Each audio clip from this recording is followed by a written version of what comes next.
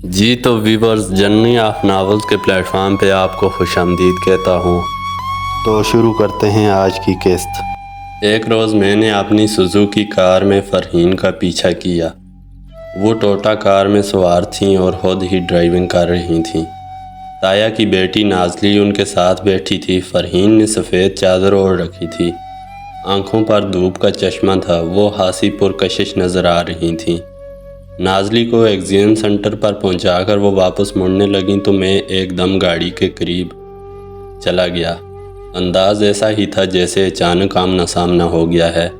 مجھے دیکھ کر فرحین کے چہرے پر رنگ سا گزر گیا۔ ہمارے درمیان سلام دعا ہوئی۔ میں نے فرحین کو بتایا کہ میں برٹش سینٹر جا رہا ہوں۔ برٹش سینٹر فرحین کے راستے ہی میں آتا تھا۔ وہ بولیں، آپ کے پاس سواری نہیں؟ میں نے فوراً نفی میں جواب دیا۔ ایک ذرا ہچکچانے کے بعد انہوں نے میرے لیے دروازہ کھول دیا۔ میں ان کے ساتھ والی نشست پر بیٹھ گیا۔ ایک معطر خوشبو نے میرے حواس کو جکڑ لیا۔ معلوم نہیں کیوں فرحین کے روبرو میں خود کو ایک دم منتشر اور دبا ہوا محسوس کرنے لگتا تھا۔ خود کو سنبھالتے ہوئے میں نے کہا، شاید آپ یقین نہ کریں، میں پچھلے 2 مہینے مسلسل فون کے سرہانے بیٹھا رہا ہوں۔ کیوں؟ یہ سوال آپ خود سے پوچھیں تو بہتر ہے۔ وہ ایک دم خاموش ہو گئیں۔ گہری سنجیدگی نے ملح چہرے کو ڈھانپ لیا تھا۔ میں نے موضوع بدلتے ہوئے کہا، کہاں سے آ رہی ہیں اور کہاں جا رہی ہیں؟ وہ بولیں، نازلی کے پیپرز ہو رہے ہیں، اسے امتحانی مرکز چھوڑ کر آئی ہوں۔ اب کہاں جا رہی ہیں؟ منگل کے روز ہماری خالہ کے گھر شادمان کالونی میں درس ہوتا ہے۔ آس پاس کی عورتیں جمع ہوتی ہیں، وہیں جا رہی ہوں۔ واپسی پر نازلی کو لیتے ہوئے گھر چلی جاؤں گی۔ میں نے کہا، واعظ تو آپ اکثر سنتی ہوں گی، آج 1-2 باتیں میری بھی سن لیں، اس کے بعد شاید کبھی آپ سے کچھ نہیں کہوں گا۔ کیا مطلب؟ وہ چونک کر بولیں۔ کچھ آگے بائیں ہاتھ پر ریسٹورنٹ ہے۔ میں نے کہا، وہاں بیٹھ جاتے ہیں، میں آپ کا زیادہ وقت نہیں لوں گا، یہ میرا وعدہ ہے۔ لیکن پلیز فرحین، پہلی بار اور شاید آخری بار۔ میرے لہجے میں کچھ ایسی التجا تھی کہ فرحین کے ہونٹوں پر انکار آتے آتے رہ گیا۔ بہرحال ان کا رنگ پھیکا پڑ رہا تھا اور آنکھوں میں خوف کی کیفیت تھی۔ مجھے ان کے چہرے پر ایک شدید کشمکش نظر آئی۔ پھر انہوں نے ایک گہری سانس لے کر کہا، ٹھیک ہے تیمور صاحب، اگر زیادہ اہم بات ہے تو میں رک جاتی ہوں، مگر 10-15 منٹ سے زیادہ نہیں دے سکوں گی۔ کچھ ہی دیر بعد ہم ریسٹورنٹ کی ایک پرسکون میز پر بیٹھے تھے۔ دیوار گیر کھڑکیوں سے باہر جاگدار پانی کے فوارے خوشگوار منظر پیش کر رہے تھے۔ میں نے کہا، فرحین، آپ کو یاد ہے پائے میں آپ نے ایک بار مجھے کنوتی کہا تھا؟ آپ کا خیال تھا کہ میں زندگی کے خوشگوار پہلوؤں کو نظر انداز کرنے کا عادی ہوں۔ شاید کہا ہو، وہ بولیں۔ آپ نے کہا تھا، اور آج یہی بات میں آپ سے کہہ رہا ہوں۔ آپ مجھ سے زیادہ قنوتیت کا مظاہرہ کر رہی ہیں۔ اپنے ارد گرد سے لاتعلقی کی ایک دھند ہے جو آپ کی پوری زندگی پر حاوی دکھائی دیتی ہے۔ زندگی جینے کے لیے ہے، لیکن آپ زندگی گزار رہی ہیں، بلکہ یہ کہنا چاہیے کہ کاٹ رہی ہیں۔ میرا خیال ہے کہ میرے حوالے سے کچھ غلط قسم کے تصور آپ کے ذہن میں موجود ہیں، فرحین نے کہا۔ میں مایوس ہوں اور نہ زندگی سے لاتعلق ہوں، بلکہ میں تو کہوں گی کہ میں آپ جیسے لوگوں سے کہیں زیادہ بھرپور زندگی گزار رہی ہوں۔ اپنے اہل خانہ کے دکھ سکھ میں شریک ہوتی ہوں۔ خدا نے جتنی ہمت اور توفیق دی ہے، اس کے مطابق خلق خدا کی بھلائی کی کوشش کرتی ہوں، اپنے رب کی عبادت کرتی ہوں۔ میں ہر طرح سے مطمئن اور خوش ہوں۔ معاف کیجیے گا، آپ غلط کہہ رہی ہیں، میں نے بے باک لہجے میں کہا۔ آپ نے اپنی جتنی بھی مصروفیات گنوائی ہیں، بے شک وہ مبارک ہیں، لیکن ان کے پیچھے ایک وسیع و عریض خلا بدستور موجود ہے۔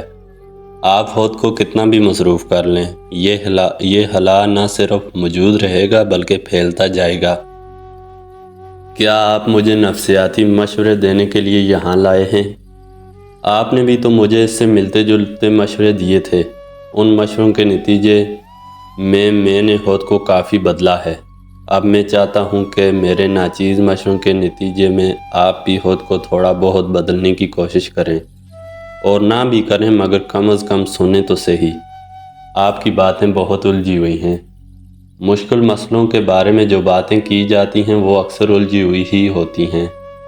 گویا آپ کے نزدیک میں کسی مشکل نفسیاتی مسئلے کا شکار ہوں۔ فرحین کا لہجہ قدرے خشک تھا۔ میں ایک بار پھر معافی چاہتا ہوں، میں نے بے باکی سے کہا۔ میں واقعی ایسا سمجھتا ہوں کہ آپ نفسیاتی الجھنوں کا شکار ہیں۔ مسٹر تیمور، آپ جو کچھ بھی کہنا چاہتے ہیں ذرا صاف لفظوں میں کہیں۔ میرے سینے میں عجیب سی بے باکی کا نکارہ بج رہا تھا اور اس کی گونج میرے پورے بدن میں تھی۔ میں نے فرحین کی آنکھوں میں جھانکتے ہوئے کہا، فرحین آپ شادی کیوں نہیں کر لیتی؟ فرحین کے چہرے پر زلزلے کے آثار نمودار ہوئے۔ 1-2 سیکنڈ کے لیے لگا کہ وہ مجھ پر پھٹ پڑیں گی، لیکن پھر انہوں نے خود پر قابو پایا اور سنبھلتے ہوئے لہجے میں بولیں، تیمور صاحب، میں نے آپ کو اپنی نجی زندگی میں مداخلت کرنے کی اجازت نہیں دی، لیکن آپ نے ابھی گاڑی میں وعدہ کیا تھا کہ میری بات سنیں گی۔ مگر میں ایسی بیہودہ گفتگو نہیں سن سکتی۔ یہ کس لحاظ سے بیہودہ گفتگو ہے؟ انسانی لحاظ سے، سماجی یا مذہبی لحاظ سے، کس لحاظ سے یہ بیہودہ ہے؟ ہمارا دین فطرت ہے۔ ہمارے دین میں کہاں لکھا ہے کہ عورت نکاح کے بعد ساری زندگی کے لیے مرد کے پلے سے بن جاتی ہے؟ پھر وہ مرد چاہے کیسا بھی ہو، عورت ہمیشہ کے لیے اس کے ظلم اور بے وفائیاں برداشت کرنے کی پابند ہوتی ہے، اور اس بات کی پابند ہے کہ وہ مرد کی طرف سے دھتکارے جانے کے باوجود اس کی زندگی سے چمٹی رہے اور منافقت اور جھوٹ کے سہارے جیتی رہے، صرف اور صرف اس لیے کہ لوگ کیا کہیں گے۔ آپ مجھے بتائیں، آپ کے نزدیک لوگ اور معاشرہ زیادہ اہم ہے یا خدائی قانون؟ بے شک ہمارے دین نے طلاق کو بہت ناپسندیدہ فعل قرار دیا ہے، لیکن یہ حرام نہیں ہے، اور جب برے حالات میں خدا نے اسے حرام قرار نہیں دیا تو پھر معاشرے کے خوف سے ہم اسے حرام کیوں قرار دیں؟ اس کا مطلب تو یہ ہوا کہ ہم مذہب کے بھی بس وہی احکامات درست سمجھتے ہیں جن کی تائید معاشرہ کرتا ہے، اور کیا یہ گناہ نہیں کہ ہم مذہب پر معاشرے اور روایات کو ترجیح دیں اور فطرت کے راستے کو چھوڑ کر خود ساختہ پابندیوں میں خود کو جکڑ لیں؟ فرحین کے چہرے پر زلزلے کے آثار نظر آئے، رنگ متغیر ہو گیا۔ وہ بولیں، معاف کرنا تیمور صاحب، آپ طلاق کو موضوع بنا رہے ہیں۔ آپ کے والد اور والدہ کو بھی تو علیحدہ کرنے کی سر توڑ کوشش کی گئی تھی، پھر آپ کے والد نے طلاق کیوں نہیں دی اور نہ والدہ نے لی؟ اس کا جواب یہ ہے مسز فرحین کہ ان لوگوں نے یہ قدم اپنی مثالی محبت کی خاطر نہیں اٹھایا تھا، اور آپ یہ قدم صرف اس لیے نہیں اٹھا رہی ہیں کہ معاشرے کے خوف سے تھر تھر کانپ رہی ہیں۔ میرے الفاظ کافی سخت تھے۔ فرحین کا چہرہ لال ببوکا ہو رہا تھا۔ وہ بولیں، جن باتوں کا آپ کو علم نہیں وہ باتیں مت کریں۔ آپ اپنے طور پر عالم فاضل بننے کی کوشش کر رہے ہیں۔ اگر میری بات سنیں، میں نے فرحین کی بات کاٹی۔ میں عالم فاضل نہیں ہوں، اور جو بات میں کہہ رہا ہوں اسے کہنے کے لیے عالم فاضل ہونے کی ضرورت بھی نہیں۔ یہ سیدھی سادی بات ہے فرحین صاحبہ۔ خدا نے مرد اور عورت کا تعلق اس لیے بنایا کہ دونوں ایک دوسرے کے غم گسار ہوں، ایک دوسرے کی محرومیوں، خواہشوں اور تقاضوں کا مداوع کریں، تاکہ فطرت اپنے راستے پر روانی سے بہتی رہے۔ لیکن اگر میاں بیوی میں سے ایک 7 سمندر پار جا کر بیٹھ جائے، پچھلی زندگی کے بارے میں سب کچھ بھول جائے، اپنی نئی دنیا بسا لے، نیا جیون ساتھی ڈھونڈ لے، پہلے ساتھی سے چھٹکارا حاصل کرنا چاہے، برسوں برس گزر جائیں اور اس پہلے ساتھی کی صورت تک نہ دیکھے، تو پھر کہاں رہ جاتی ہے فطرت کی روانی؟ کہاں باقی بچتا ہے وہ مقدس معاہدہ جو زندگی کی تعمیر کرتا ہے؟ پھر تو ایک بند جوہر میں ٹھہرا ہوا پانی رہ جاتا ہے جس کے اندر مصلحت کی کائی اگاتی ہے۔ اس میں منافقت کے کیڑے تیرتے ہیں اور فطرت اس کے کنارے بیٹھ کر رات رات بھر روتی ہے۔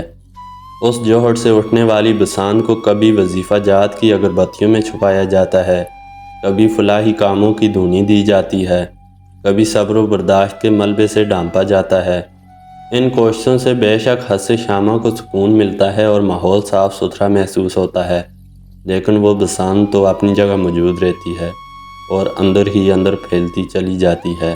میں آپ کی شخصیت سے بے حد متاثر ہوں، لیکن اگر آپ یہ سمجھتی ہیں کہ پلیز آپ خاموش ہو جائیں۔ فرحین نے میری بات قطع کی۔ اگر آپ نے میرے سامنے طلاق کا لفظ استعمال کیا تو میں برداشت نہیں کر سکوں گی۔ میں آپ کی بہت عزت کرتی ہوں، پلیز آپ خاموش ہو جائیں۔ کیوں خاموش ہو جاؤں؟ میں نے بلا توقف کہا۔ طلاق کا لفظ میں کیوں استعمال نہ کروں؟ کس کتاب، کس حدیث میں لکھا ہے کہ طلاق کا لفظ زبان پر لانا گناہ ہے؟ میں پھر معافی چاہتا ہوں فرحین صاحبہ، آپ کی باتیں مجھے دکھ پہنچا رہی ہیں۔ مجھے یوں لگ رہا ہے جیسے میں آپ کے سامنے نہیں، اندید دیومالا کی کسی ستی ساوتری ناری کے سامنے بیٹھا ہوں، یا پھر اس ناری کی روح نسل در نسل بیس بدل بدل کر انسانی خون میں سفر کرتی ہوئی آپ تک آ پہنچی ہے اور کسی نہ کسی شکل میں اب بھی آپ کے خون میں سانس لے رہی ہے۔ وہی ستی ساوتری جو آپ نے فرسودہ عقائد کو سینے سے لگا کر اپنے پتی کی چتا میں چھلانگ لگا دیتی تھی اور زندہ جل کر اپنی دانست میں وابستگی کا حق ادا کر دیتی تھی۔ وہ ایک کہنہ تاریخ عقیدے کی پیروکار تھی۔ آپ صبح صادق جیسے اجلے عقائد کی علمدار ہیں۔ آپ کی زبان سے ایسی باتیں سن کر دکھ نہیں ہوگا تو کیا ہوگا؟ فرحین کا چہرہ زرد ہو رہا تھا، ان کا پروقار انداز لرزہ بر اندام تھا۔ وہ کانپتی ہوئی آواز میں بولیں، مسٹر تیمور، آپ کو یہ باتیں کرنے کا کوئی حق نہیں پہنچتا۔ میرے لہجے میں ایک پرخلوص تپش برق کی طرح لہرا گئی۔ میں نے کہا، مجھے حق پہنچتا ہے فرحین، اس لیے کہ میں آپ سے پیار کرتا ہوں، اور مجھے حق پہنچتا ہے اس لیے کہ آپ بھی مجھ سے پیار کرتی ہیں۔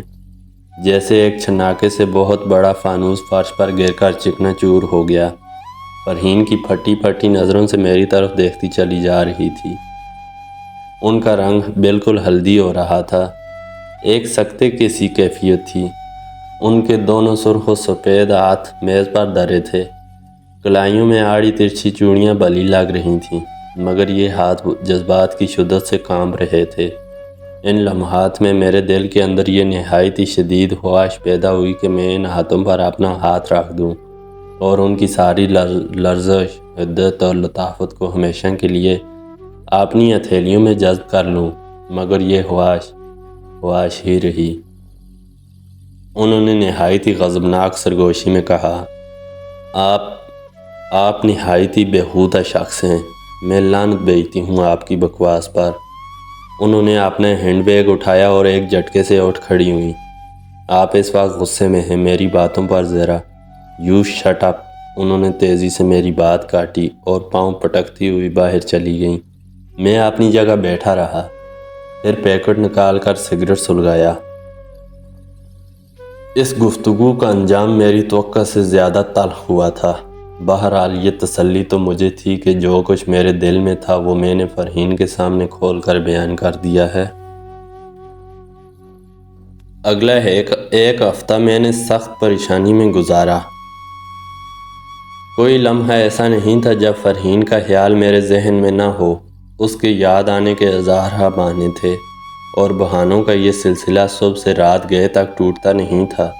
ایک دو لڑکیوں سے میری عام نوعیت کی دوستی تھی، لیکن اب ان کی طرف سے دھیان یکسر ہٹ گیا تھا۔ نائلہ نامی لڑکی میری کلاس فیلو بھی رہی تھی۔ ان دنوں وہ ماڈلنگ کے شعبے میں قسمت آزما رہی تھی۔ اس کے کئی فون آئے، ایک دو مرتبہ وہ گھر تک بھی آئی، مگر اس سے میری بات چیت چند فکروں سے آگے نہ بڑھ سکی۔ یوں لگتا تھا کہ اب میں سرتاپا ایک بدلا ہوا شخص ہوں۔ زمین اور آسمان کے کلابے میں فرحین کے سوا اور کچھ باقی نہیں رہا تھا۔ محبت کے مارے لوگوں کے بارے میں اکثر یہ کہا جاتا ہے کہ ان کی راتیں کانٹوں پر گزرتی ہیں اور وہ اختر شماری کرتے رہتے ہیں، وغیرہ وغیرہ، مگر میرا معاملہ کچھ مختلف تھا۔ سارا دن تو فرحین کی یاد دامنگیر رہتی تھی اور کسی پل چین نہیں آتا تھا، مگر رات کو 10-15 منٹ کروٹیں بدلنے کے بعد نیند آ جاتی تھی اور میں صبح تک سویا رہتا تھا۔ ہاں، صبح جاگتے ہی جو سب سے پہلا خیال آتا تھا وہ فرحین کا ہوتا تھا۔ دل سے ہوک سی اٹھتی تھی کہ ایک اور دن فرحین کے بغیر گزر گیا۔ 8ویں-10ویں روز کی بات ہے، رات کو فون کی گھنٹی بجی، میں نے ریسیور اٹھایا، دوسری طرف فرحین تھیں۔ اپنی سماعت پر یقین نہیں آیا، اتنی ہی دیر میرے ہونٹوں سے آواز نہیں نکل سکی۔ پھر میں نے کہا، ذہ نصیب، آپ نے کیسے یاد فرما لیا؟ ان کا لہجہ دھیما اور نرم تھا۔ بولیں، میں نے آپ سے معافی مانگنے کے لیے فون کیا ہے۔ کس بات کی معافی؟ اس روز میں نے آپ سے بڑے سخت لہجے میں بات کی، یہ بھی خیال نہیں کیا کہ ارد گرد لوگ موجود ہیں، میں اس پر شرمندہ ہوں۔ اس لحاظ سے مجھے تو دگنا شرمندہ ہونا چاہیے۔ خیر چھوڑیں ان باتوں کو، جو ہو گیا سو ہو گیا۔ آپ سے صرف اتنا ہی کہنا ہے کہ آپ نے میرے بارے میں جس انداز سے سوچا وہ صحیح نہیں ہے۔ میں آپ کے احساسات کی قدر کرتی ہوں، لیکن میں ایک مختلف عورت ہوں، اس کے سوا مجھے کچھ نہیں کہنا۔ لیکن مجھے تو کچھ کہنا تھا۔ ضروری تو نہیں کہ انسان جو کچھ سوچے وہ کہہ بھی ڈالے۔ میری آپ سے درخواست ہے کہ آپ کچھ بھی نہ کہیے۔ میری فون کال سننے کا بہت شکریہ۔ مجھے تو ڈر تھا کہ شاید آپ میری آواز سن کر فون ہی بند کر دیں۔ ایک دو رسمی کلمات کے بعد بات ختم ہو گئی۔ یہ کوئی حوصلہ افزا کال نہیں تھی، پھر بھی کسی نہ کسی طرح میں نے اس میں سے امید کا پہلو ڈھونڈ لیا۔ مجھے امید تھی کہ شاید چند دنوں یا چند ہفتے بعد فرحین دوبارہ رابطہ کریں گی، لیکن یہ نہیں ہوا۔ انہی دنوں ایک روز اخلاق میرے پاس آیا تو اس کے ہاتھ میں شادی کارڈ تھا۔ اس کی اور نرگس کی خانہ آبادی ہو رہی تھی۔ یہ بڑی خوشی کا موقع تھا، لیکن میرا دل دوبارہ ان لوگوں میں جانے کو نہیں چاہ رہا تھا۔ اخلاق نے بے حد اصرار کیا، میں انکار کرتا رہا۔ آخر نوبت ناراضگی تک پہنچ گئی، میں نے حامی بھر لی۔ ذہن کے کسی دور دراز گوشے میں شاید یہ خواہش بھی پوشیدہ تھی کہ شادی کی اس تقریب میں فرحین کو دیکھنے اور ممکن ہے کہ ان سے بات کرنے کا بھی موقع ملے۔ شادی کی یہ تقریب بھرپور اور زوردار تھی۔ 3-4 دن مہندی، بارات اور ولیمے وغیرہ کا ہنگامہ رہا۔ فرحین صاحبہ سے بس علیق سلیق کی حد تک ہی بات ہو سکی۔ حسین، چنچل اور شوق خواتین کے ہجوم میں وہ اپنی پروقار سادگی اور سنجیدگی کے سبب سب سے جدا نظر آتی تھیں۔ میں نے انہیں گانے بجانے کے ہنگاموں سے دور دور دیکھا۔ نماز کے اوقات میں وہ خاموشی کے ساتھ اوجھل ہو جاتی تھیں۔ چند بار ان سے نگاہیں چار ہوئیں۔ میں کوشش کے باوجود ان نگاہوں میں اپنے لیے موہوم سی امید بھی نہیں ڈھونڈ سکا۔ جس روز سری پائے میں اپنی زخمی ٹانگ کے باعث لڑکھڑا کر گرا تھا اور فرحین نے مجھے سہارا دیا تھا، اس دن کے بعد سے کوئی ایسا لمحہ نہیں آیا تھا جب میرے سامنے ان کی سنجیدگی کی دیوار میں کوئی دراڑ پیدا ہوئی ہو۔ شاید وہ آخری مسکراہٹیں تھیں جو میں نے ان کے چہرے پر دیکھی تھیں۔ اخلاق کا ولیمہ اس کی کوٹھی کے وسیع و عریض سبزہ زار میں ہوا تھا۔ دعوت ولیمہ کے بعد لڑکیوں کے ایک گروپ نے دولہا دلہن سے چھیڑ چھاڑ شروع کر دی۔ پہلے بیت بازی اور پھر گیت بازی کا مقابلہ ہونے لگا۔ میں اس ہنگامے سے اکتا کر چھت پر ٹہلنے کے لیے چلا گیا۔ مجھے بالکل توقع نہیں تھی کہ وہاں یوں فرحین سے ملاقات ہو جائے گی۔ وہ اپنی جائے نماز تہہ کر کے ایک طرف رکھ رہی تھیں، دوسرے ہاتھ میں تسبیح تھی۔ مجھے دیکھ کر ان کی تسبیح اوڑھنی کے نیچے کہیں اوجھل ہو گئی۔ میں نے السلام علیکم کہا۔ انہوں نے ہلکی سی مسکراہٹ کے ساتھ جواب دیا۔ چند لمحے خاموشی رہی، پھر انہوں نے کہا، نیچے تو خوب رونق میلہ ہے، آپ اوپر چلے آئے۔ میں نے کہا، مجھے تو کوئی رونق نظر نہیں آتی۔ کیا مطلب؟ بس ایسے ہنگاموں میں اب دل نہیں لگتا۔ کیوں؟ اس کا تو مجھے خود بھی علم نہیں۔ بائی دی وے، آپ کو بھی تو یہ سب کچھ اچھا نہیں لگتا؟ نہیں، ایسی بات تو نہیں، بس نماز کا وقت ہے اس لیے اوپر آ گئی۔ چند لمحے خاموشی رہی، پھر انہوں نے پوچھا، ٹور کے دوران میں تو آپ ایسے ہلے گلے میں بہت خوش رہتے تھے۔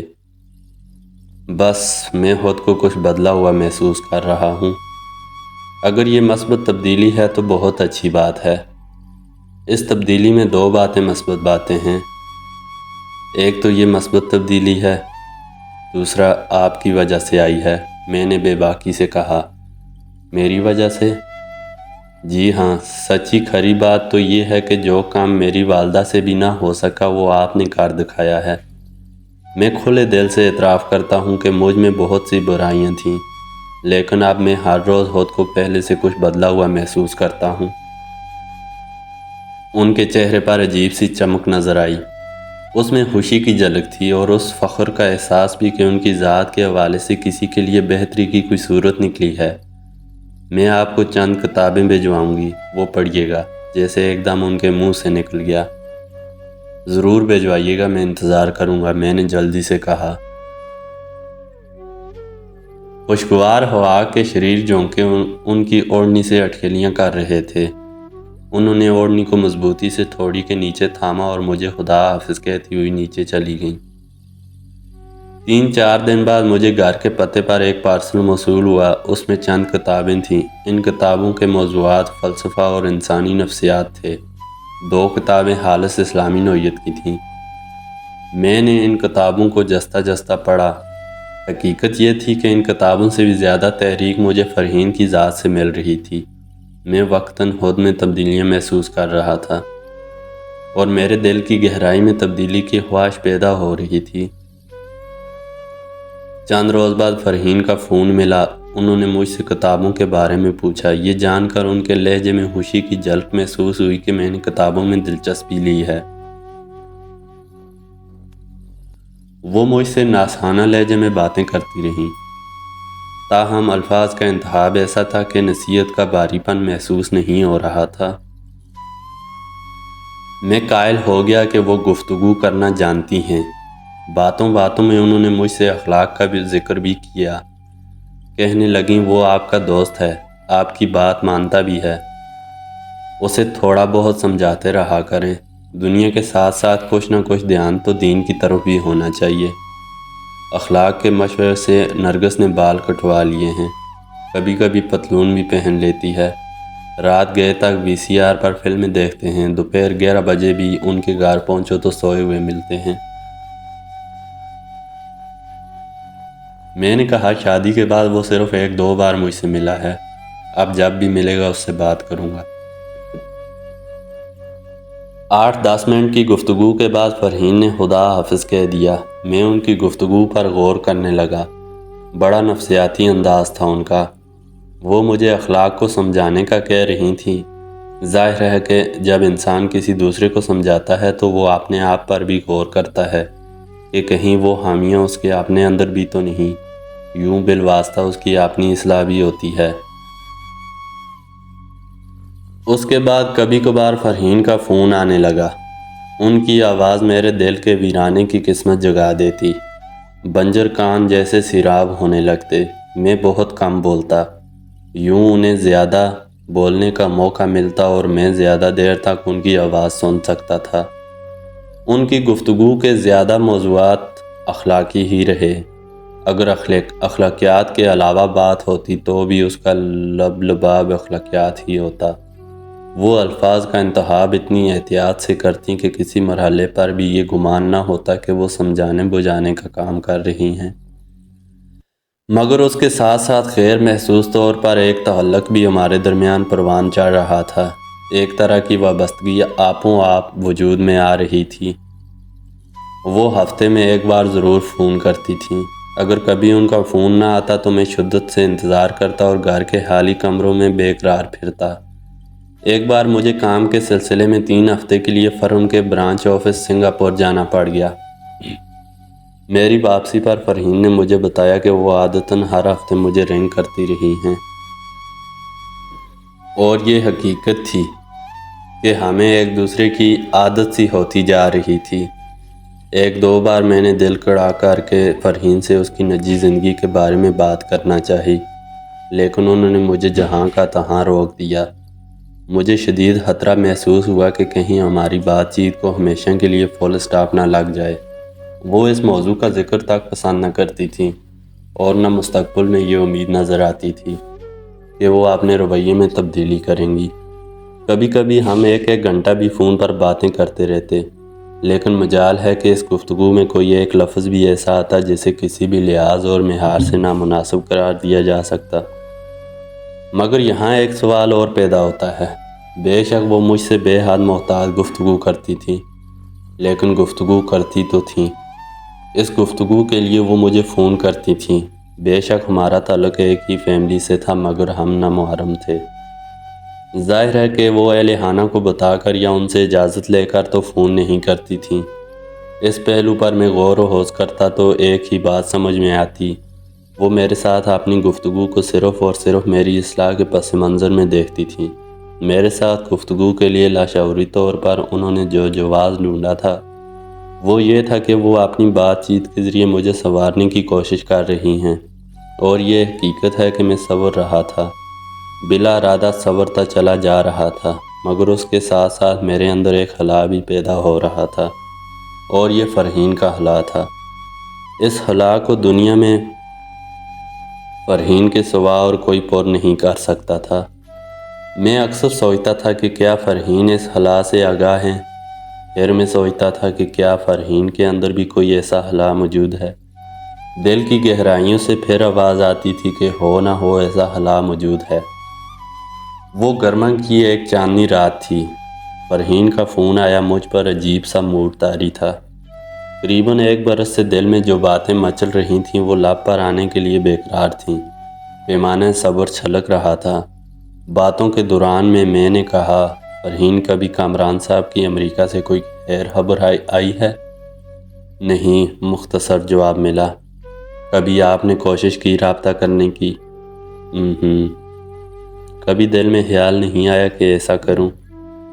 دوسری طرف چند لمحے خاموشی رہی، پھر فرحین کی سپاٹ آواز ابھری، تیمور صاحب آپ پھر وہی باتیں لے کر بیٹھ گئے ہیں۔ فرحین، میں نے بڑی التجا سے کہا، ہماری گفتگو میں کیا یہ حد بندیاں بہت ضروری ہیں؟ ہاں، بہت ضروری ہیں، انہوں نے غالباً مسکراتے ہوئے کہا۔ لیکن اگر میں کچھ کہنا چاہوں تو ضروری تو نہیں کہ ہر بات کہی جائے، کچھ باتیں بن کہے اچھی لگتی ہیں، لیکن اگر کچھ باتیں دل کا بوجھ بن جائیں تو ایسی باتوں کو دل سے نکال دینا چاہیے، یا پھر خدا سے دعا کرنی چاہیے کہ وہ اس بوجھ کو سہنے کی توفیق عطا فرمائے۔ کیا محبت کا مقدر صرف قربانی ہے؟ محبت تو قربانی ہی کا دوسرا نام ہے۔ اگر ایسی بات ہوتی تو خدا صرف قربانی پیدا کرتا، اس نے محبت کیوں پیدا کی؟ کیوں انسان کے سینے میں تمنا چھپائی اور کچھ پانے کی خواہش اس کے سینے میں نصب کی؟ آپ کہنا کیا چاہتے ہیں؟ میرا تو خیال ہے کہ محبت میں ہم جو قربانی دیتے ہیں وہ قربانی نہیں ہوتی، وہ اکثر و بیشتر ہماری کم ہمتی اور سہل پسندی کی سزا ہوتی ہے۔ یہ سزا پیار کرنے والوں کو جدا کر کے ان کی گردنوں میں جھوٹ اور منافقت کا توق ڈال دیتی ہے، اور تمام عمر انہیں دوہری زندگی گزارنے پر مجبور کر دیتی ہے۔ مجھے لگتا ہے کہ آپ کا روئے سخن میری طرف ہے۔ فرحین کے لہجے میں خشکی تھی۔ ہرگز نہیں تیمور صاحب، فرحین بے حد ٹھہری ہوئی آواز میں بولی، مجھے یوں محسوس ہوتا ہے جیسے میں اب اپنی باتوں سے آپ کو بہت بور کرنے لگی ہوں۔ ایسا آپ نے کیوں سوچا؟ آپ جب بھی اس متنازع موضوع کو چھیڑتے ہیں مجھے ایسے ہی لگتا ہے، لیکن اس موضوع سے آپ کو اتنی چڑ کیوں ہے فرحین؟ کیا اپنی زندگی کے اہم ترین مسئلے پر بات کرنا گناہ ہے؟ بس آپ یہی سمجھ لیں کہ یہ میرے لیے بہت بڑا گناہ ہے۔ آپ بول رہی ہیں کہ آپ مجھے دلیل سے بات کرنے کی تلقین کیا کرتی ہیں۔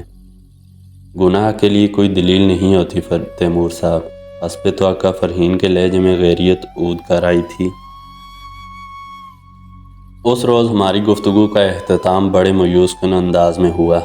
خدا حافظ کہتے ہوئے فرحین کے لہجے میں جو بھاری پن تھا وہ میں نے صاف محسوس کیا۔ میرا اپنا دل بھی فرحین کے مسلسل بے اعتنائی سے برسا آیا تھا۔ یوں لگتا تھا کہ میں سالہ سال سے ایک دیوار کے ساتھ سر پھوڑ رہا ہوں۔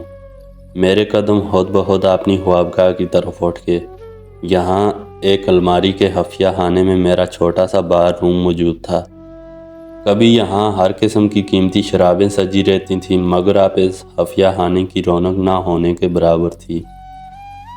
وسکی کی 2 بوتلیں اور بیئر کے چند کارٹن موجود تھے۔ سینے میں جلتی ہوئی آگ کو سرد کرنے کے لیے میں نے ملازم دین محمد کو بلایا اور کہا کہ وہ سوڈا اور برف لائے۔ وہ حیرت اور قدرے دکھ سے میری طرف دیکھنے لگا۔ اسے اس امر کی خوشی تھی کہ مجھ میں بہت کچھ بدل گیا تھا۔ شراب تو دور کی بات تھی، سگریٹ بھی اب کم ہی کم میرے ہاتھ میں نظر آتے تھے۔ جمعے کی نماز میں باقاعدگی سے ادا کرنے لگا تھا۔ اس کے علاوہ بھی وہ مجھے نماز پڑھتے ہوئے دیکھ لیتا تھا۔ اس نے لرزتے کانپتے ہاتھوں سے میرے لیے پینے کے لوازمات رکھ دیے۔ وہ بہت غم زدہ تھا، لیکن جلد ہی اس کا یہ غم مسرت و شادمانی میں بدل گیا۔ میں نے نہ صرف پینے پلانے کے لوازمات اٹھا دیے بلکہ دین محمد کو یہ حکم بھی دیا کہ وہ الماری میں موجود تمام شراب گٹر میں بہا دے اور بوتلیں توڑ پھوڑ کر ڈسٹ بن میں پھینک دے۔ اور یہ کوئی پہلا موقع نہیں تھا، کئی مواقع ایسے آئے تھے جب کسی برائی کی طرف بڑھتے ہوئے میرے قدم فرحین کے نیک تصور نے روک لیے تھے۔ وہ اپنی شخصیت کی تمام تر خوبصورتی رہنائی کے ساتھ میرے راستے میں دیوار بن کر کھڑی ہو گئی تھیں اور مجھے واپس لوٹا دیا تھا۔ پورے چاند کی وہ ساری رات میں نے اپنی کوٹھی کی چھت پر ٹہلتے اور فرحین کے بارے میں سوچتے گزاری۔ یہ یقین کسی الہام کی طرح میرے سینے میں اترا ہوا تھا کہ فرحین کے دل میں میرے لیے جگہ موجود ہے، لیکن میں یہ بھی جانتا تھا کہ وہ اپنے دل کے راز کو زبان تک لانا تو درکنار آنکھوں تک بھی نہیں آنے دیں گی۔ وہی خود کو قربان کرنے اور اپنے جذبات کا گلا گھونٹنے والا جذبہ جس سے اب مجھے چڑ سی ہو گئی تھی۔ یہی خود اذیتی کا رویہ تو تھا جس کے چنگل سے میں اس فرحین کو چھڑانا چاہتا تھا، مگر وہ اس میں مزید گرفتار ہو رہی تھیں۔ آپ نے مشرقی ادب اور شاعری کی روتی بصورتی اور قربانیاں دیتی ہیروئن سے مجھے ہمیشہ الرجی رہی تھی۔ مجھے تو وہ فلمیں اور ڈرامے بھی زہر لگتے تھے جن میں نوجوان خواتین و حضرات عشق پیچھے کہیں اور لگاتے ہیں اور شادیاں کہیں اور کرتے ہیں۔ پھر منافقت اور بددیانتی کا ایک طویل دور شروع ہوتا ہے جس میں چھپ چھپ کر رویا جاتا ہے، المیہ غزلیں اور گیت سنے جاتے ہیں، چپ کے ان مواقع کا انتظار کیا جاتا ہے جب اپنے مدوح کا دیدار نصیب ہو یا اس کی آواز کانوں میں پڑے۔ محبت جیسے عظیم جذبے کے بارے میں میرے خیالات وہی تھے جو شاید کبھی میری والدہ کے رہے تھے۔ ان کے نزدیک محبت ایک سچ تھا اور سچ چھپانے والی یا ضائع کرنے والی چیز نہیں ہوتا۔ سچ کو پانے کی کوشش کرنی چاہیے اپنی پوری جسمانی اور روحانی توانائیوں کے ساتھ۔ اس کو پا لینا چاہیے یا پھر خود مٹ جانا چاہیے۔ اگر کوئی شخص سچ یعنی محبت کو پا نہ سکے اور اس سے محروم ہو کر خود کو مٹا بھی نہ سکے تو پھر وہ یقین کر لے کہ وہ جسے وہ سچ سمجھتا تھا وہ سچ نہیں تھا، پھر اسے بھول جائے۔ دل کی کتاب سے اس ورق کو یوں پھاڑے کہ اس کا نام و نشان باقی نہ رہے۔ آپ اور اپنے اس ممدوح کے درمیان اتنا ہی فاصلہ پیدا کر لے جتنا ایک زندہ اور مردہ شخص میں ہوتا ہے۔ میرے اندیشے کے عین مطابق اس گفتگو کے بعد کئی ہفتے تک فرحین کا فون نہیں آیا۔ ہمارے درمیان یہ طے تھا کہ جب بھی رابطہ کرنا ہوگا فرحین ہی فون کریں گی۔ میرے پاس ان کا نمبر موجود تھا لیکن میں معاہدے کی روح سے انہیں فون نہیں کر سکتا تھا۔ آخر کافی انتظار کے بعد ایک روز میں نے رات کو انہیں رنگ کیا۔ دوسری طرف سے تائی کی آواز آئی۔ میں نے فون بند کر دیا۔ رات گئے دوبارہ رنگ کیا۔ یہ وہی وقت تھا جب فرحین مجھے فون کرتی تھی۔